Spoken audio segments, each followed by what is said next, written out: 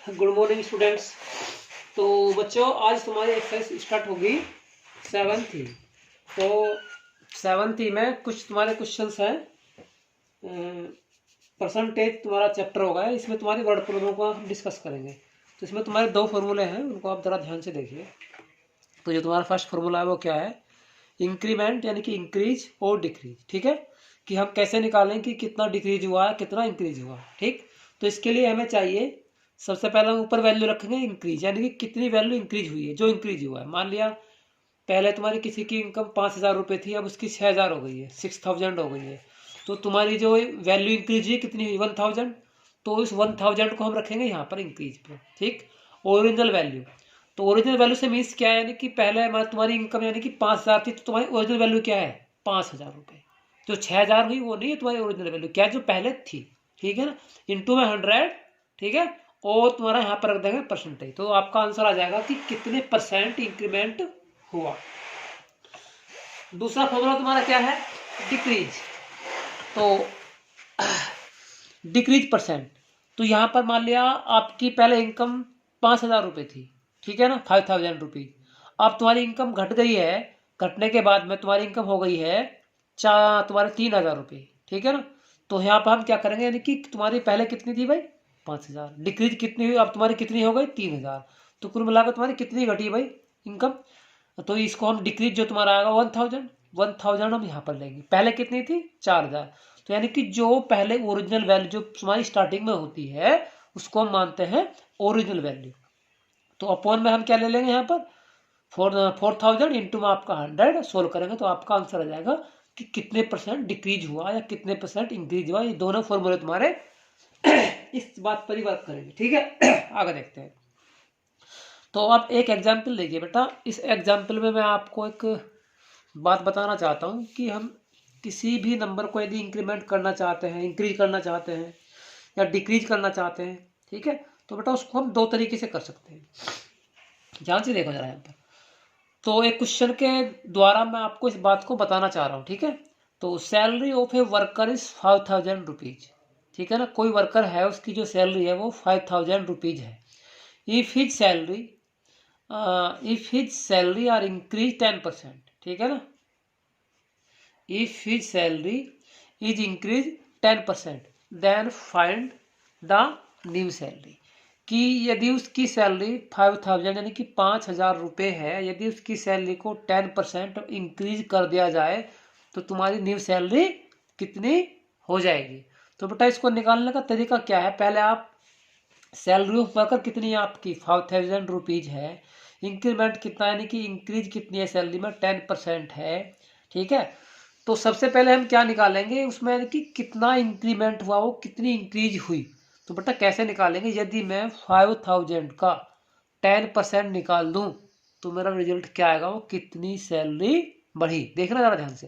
तो यानी कि 10% ऑफ 5,000, 10% ऑफ 5, इसको यहाँ पे इस तरीके से हम निकाल सकते हैं।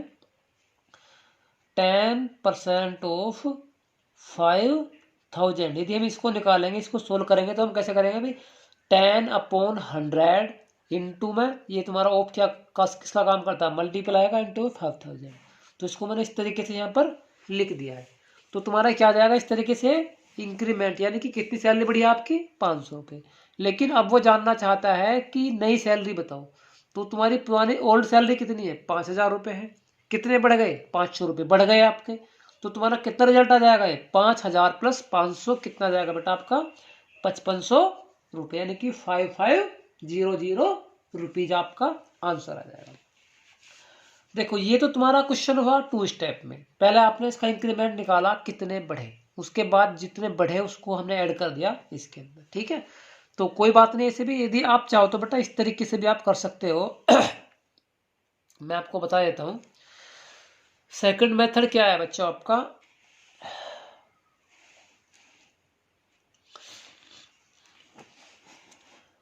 सैलरी कितनी तुम्हारी 5,000 रुपीज है, इंक्रीज कितनी हुई 10% हुई। तो मैं इसको एक ही स्टेप में कर सकता हूँ, न्यू सैलरी। यदि मुझे डायरेक्ट ही आंसर चाहिए कि वो बढ़ने के बाद सैलरी कितनी हो गई, तो उसको बेटा निकालने का एक तरीका है आपका, क्या है कि 5,000 इंटू कितनी बढ़ी बेटा 10%। तो उस 10 को आपको 100 में ऐड कर दो जी। कितनी बढ़ी? 10। यानी कि पहले 100% जो तुम्हारी 5,000 रुपये है वो वैल्यूज है, वो आपके अपना आप में 100% है, ठीक है ना। उसमें मैंने कितना इंक्रीमेंट कर दिया भाई? 10% का। तो जब 10% का इंक्रीमेंट करा तो कितनी हो गई वो? 1110, यानी कि 110 हो गई।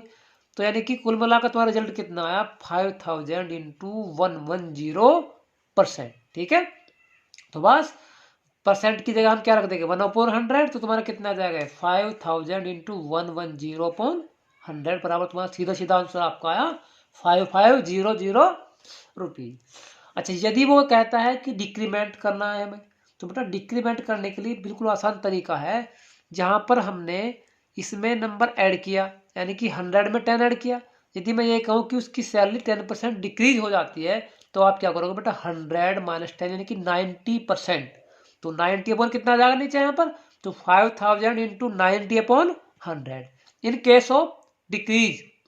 यदि यहाँ पे इंक्रीज जगह में क्या कर दो? डिक्रीज कर दो, तो तुम्हारा जी आंसर बेटा आएगा, ठीक है। तो देखो, आई होप आपकी समझ में आ गया होगा। लेकिन यदि किसी बच्चे को फिर भी कोई डाउट है तो बेटा डिस्कस कर सकता है मेरे साथ में, ठीक। एक क्वेश्चन और देखो जरा। ए स्कूल टीम वॉन 5 गेम्स, ठीक है ना। ये तुम्हारा एग्जाम्पल है बेटा, बिल्कुल इन दोनों जो मैंने फॉर्मूले लिखे हैं उनके बेसिस पर है, ठीक है। तो a school team won 5 games this year against the 4 games, ठीक है। तो यानी कि पिछले साल की अपेक्षा उसने 5 गेम जीते, किसके अगेंस्ट? 4 गेम्स। पिछले साल उसने कितने गेम जीते थे बेटा? 4 गेम्स। लेकिन अब की बार उसने कितने जीते हैं? 5 गेम्स। तो won last year what is the percentage increase. तो अब की बार जो जीत का परसेंटेज है वो तुम्हारा कितना बढ़ गया? तो बड़ा ध्यान से देखो, यहाँ पर क्या लग रहा है? इंक्रीज परसेंट, कितने परसेंट बढ़ा जीत का परसेंट, ठीक है। तो यहाँ पर हम क्या करेंगे भाई? तो इंक्रीज, इंक्रीज का मतलब क्या है? यानी कि पहले जितना था उससे कितना बढ़ा। तो बेटा पिछले साल उसने कितने मैच जीते थे? 4 गेम्स जीते थे, ठीक है ना। अब की बार कितने जीते? 5 गेम्स। तो बेटा कितनी इंक्रीज हुआ आपका? 5 में से 4 घटाया कितना? 1। यानी कि अब की बार 1 गेम ज्यादा जीता। तो इंक्रीज कितना हुआ बेटा? 1 का। ओरिजिनल वैल्यू कितनी थी? पिछली बार कितने गेम जीते थे? 4 गेम जीते थे, इंटू में आपका 100। तो देखो जरा आंसर आपका कितना आएगा।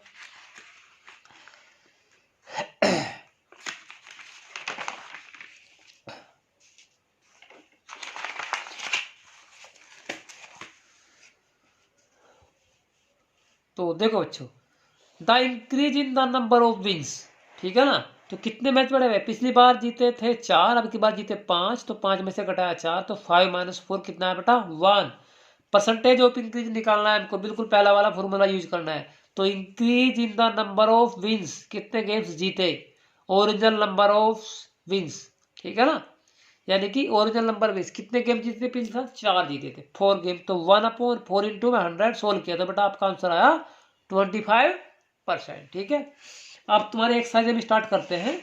इसके हम कुछ क्वेश्चन कर लेते हैं, 1 या 2, ठीक है। उसके बाद फिर आपको बेटा कुछ क्वेश्चन खुद सेल्फ से करने हैं। तो क्वेश्चन नंबर 1 देखो आप यहाँ पे। 143 students out of past 220 students, ठीक है ना। यानी कि 143 स्टूडेंट्स पास हुए, कितने में से भाई? तुम्हारे 220 आउट ऑफ 220 में से, ठीक है ना। तो what is the pass percentage of the student. तो पास वाले परसेंटेज कितना है, यानी कितने परसेंट स्टूडेंट्स आपके पास हुए। तो देखो बच्चों, बिल्कुल आसान है। तो आप क्या करोगे? पहले यहाँ पर स्टार्टिंग में टोटल नंबर ऑफ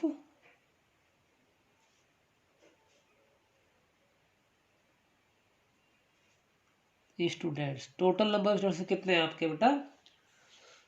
220 स्टूडेंट्स से आपके टोटल एक क्लास के अंदर है, ठीक, या किसी स्कूल के अंदर है। तो number of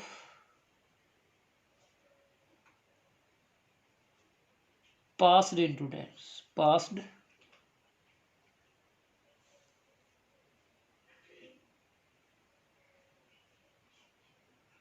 number of pass students. तो नंबर ऑफ पास स्टूडेंट्स तुम्हारे कितने हुए भाई? नंबर ऑफ पास स्टूडेंट्स आपके कितने हैं बेटा? 143। स्टूडेंट्स। तो भाई what is the pass of percentage of student, तो बेटा कितने स्टूडेंट्स तुम्हारे पास हुए। तो बेटा ओरिजिनल वैल्यू कितनी है आपकी बताओ जरा। तो पास स्टूडेंट्स, पास्ट स्टूडेंट्स परसेंटेज, तो बेटा कितने पास हुए आपके 143। टोटल कितने थे बेटा 220। इंटू में आप क्या ले लोगे बेटा 100। तो डिवाइड करो यहाँ से, ये आया, इसको डिवाइड किया है 11 आया, और ये आपका 2 5 जा आया, ठीक है ना। तो 11 से डिवाइड किया 11 1 जा 11 11 3 जा, तो बेटा यानी कि कितना का आपका 65% स्टूडेंट्स तुम्हारे पास हुए। समझ में आई बात, नहीं आई। क्वेश्चन नंबर बेटा 2 देखो जरा। क्वेश्चन नंबर 2 आपका क्या है,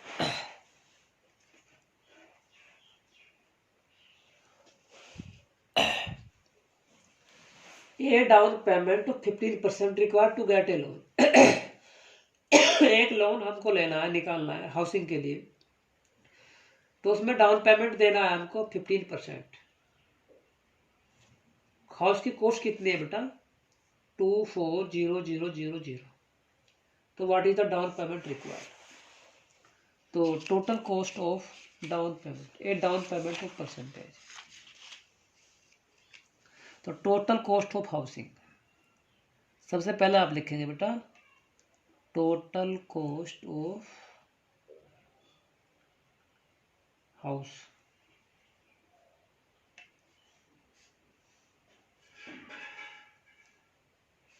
₹000 है ये, और जो आपका डाउन पेमेंट है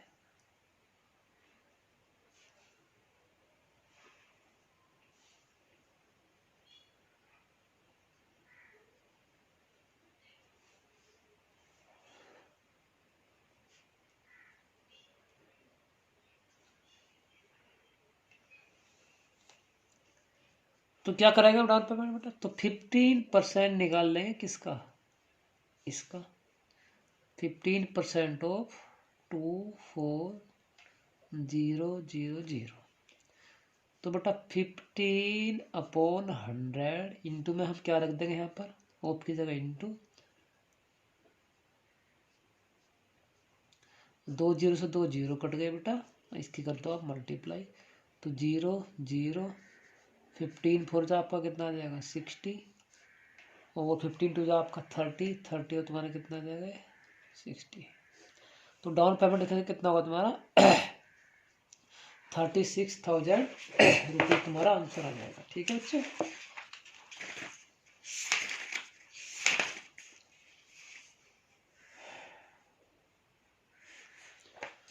ठीक है बच्चों, थैंक यू।